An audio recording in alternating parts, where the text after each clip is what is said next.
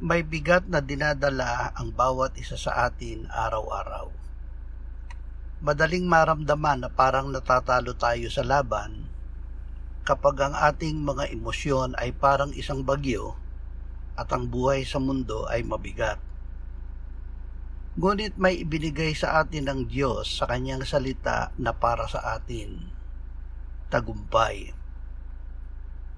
Noong sinauna, ang tagumpay ay hindi lamang isang panalo. Ito ay isang parada. Ito ay ang pagdiriwang pagkatapos ng digmaan. Ang ating buhay ay hindi isang serye ng mga aksidente o pagkatalo. Tayo ay ginagabayan ng Diyos. Kahit na makitid ang landas o madilim ang gabi, tayo ay bahagi ng isang parada ng tagumpay na walang katapusan. Hindi lamang tayo nakakaraos.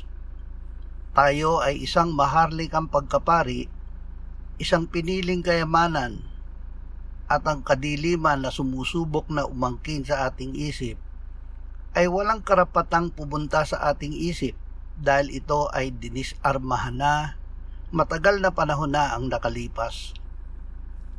Lakasan natin ang ating loob ngayon.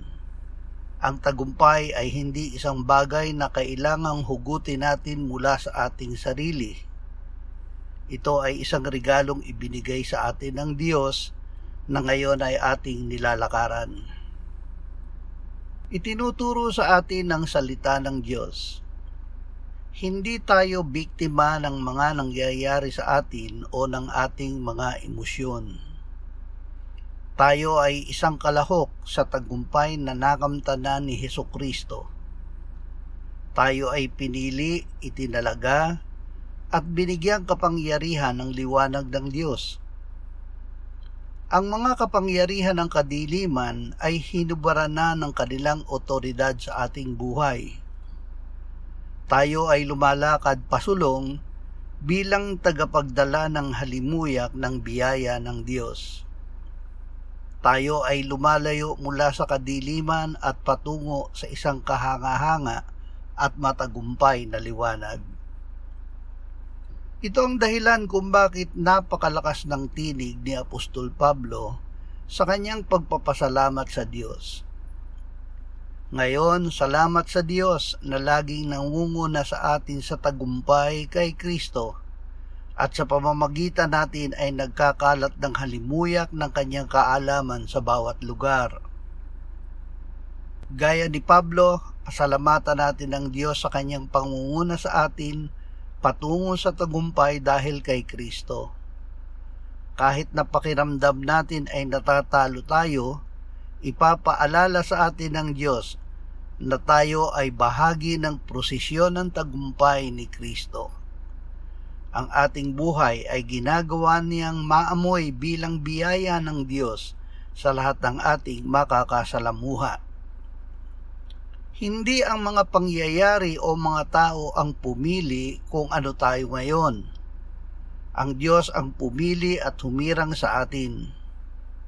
Sinabi ni Apostol Pedro, kayo ay isang lahing hirang, isang maharlikang pagkasaserdote, isang bansang banal, isang bayan na kanyang sariling pag-aari, upang inyong ipahayag ang mga kapurihan niya na tumawag sa inyo mula sa kadiliman patungo sa kanyang kabanghamanghang liwanag. Ang Ama ay ating pasalamatan dahil siya ang pumili sa atin. Inilabas niya tayo mula sa kadiliman ng ating sariling mga iniisip at dinala niya tayo sa kanyang liwanag. Magpatulong tayo sa Espiritu Santo na magsalita tayo tungkol sa kabutihan ng Diyos sa atin araw-araw. Ang salita ng Diyos ay katotohanan at sinasabi sa atin ng katotohanan ng Diyos na inalis na niya ang mga armas ng ating mga kaaway. Sinabi ni Apostol Pablo ang ginawa ni Kristo sa kanyang mga kaaway.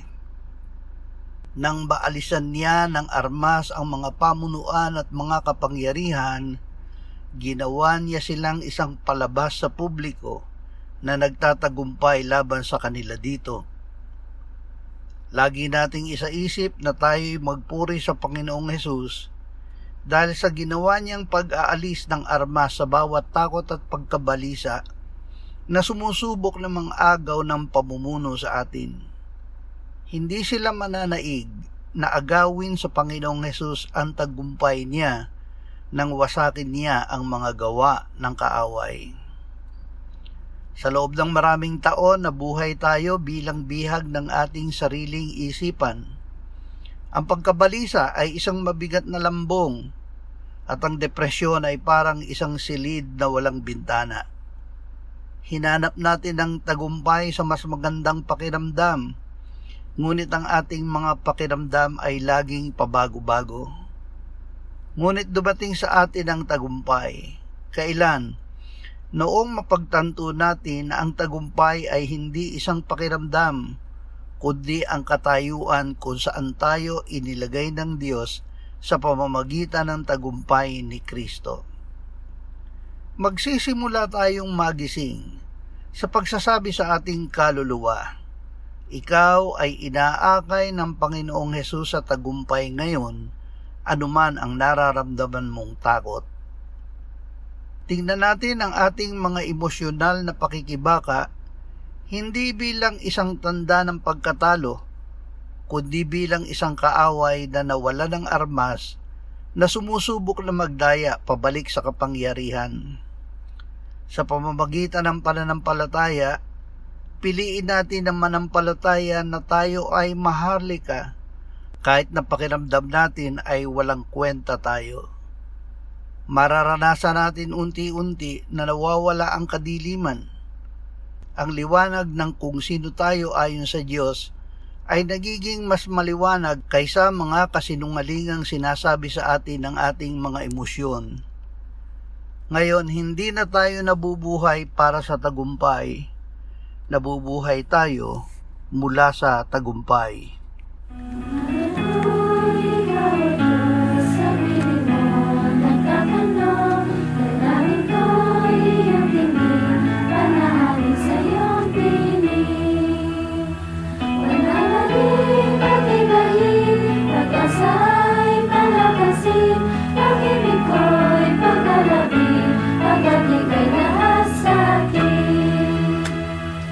Ayoko na manirahan sa sarili